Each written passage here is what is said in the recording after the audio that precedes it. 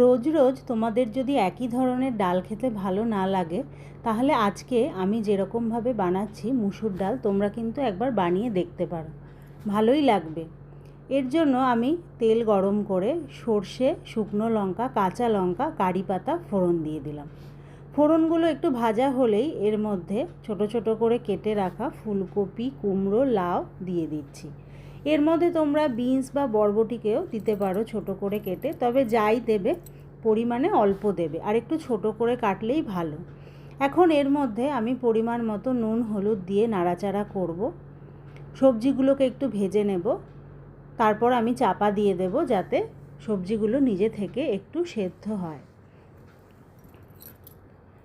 এভাবে নাড়াচাড়া করলে দেখবে আস্তে আস্তে সবজিগুলো নরম হয়ে যাবে, আর যেহেতু ছোট করে কেটেছি খুব তাড়াতাড়ি এগুলো সেদ্ধ হয়ে যাবে।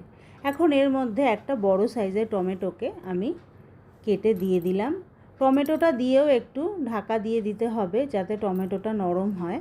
অন্যদিকে মুসুর ডালটা আমি আগে থেকে 2 ঘন্টা ভিজিয়ে রেখেছিলাম, আর কুকারে একটু নুন দিয়ে আমি সেদ্ধ করে নিয়েছি।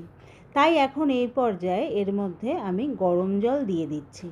গরম জল দিয়ে ফোটালেই সবজিগুলো পুরোপুরি সেদ্ধ হয়ে যাবে। তখন আমি এর মধ্যে সেদ্ধ করে রাখা মুসুর ডালটাকে মিশিয়ে দেব। মুসুর ডালটা দিয়ে যদি প্রয়োজন হয় আর একটু গরম জল দিতে হবে, কারণ এই ডাল একটু পাতলাই ভালো লাগে। আমি এর মধ্যে আর একটু জল যোগ করেছি, গরম জলই দিয়েছি। আর এই সময় পরিমাণ মতো নুন দিতে হবে, আর টেস্টের একটু ব্যালেন্সের জন্য দিতে হবে সামান্য মিষ্টি। এখন দেখো ডাল খুব ভালো মতো ফুটছে। এখন এর মধ্যে আমি দিয়ে দেব আমচুর পাউডার, এতে ডালটা একটু টকটক হবে, খেতে কিন্তু বেশ ভালো লাগবে। ব্যাস এভাবেই ফুটিয়ে নিলেই তৈরি হয়ে যাবে এই ডাল। তোমরা একবার বানিয়ে দেখো, আশা করি তোমাদেরও খুব ভালো লাগবে।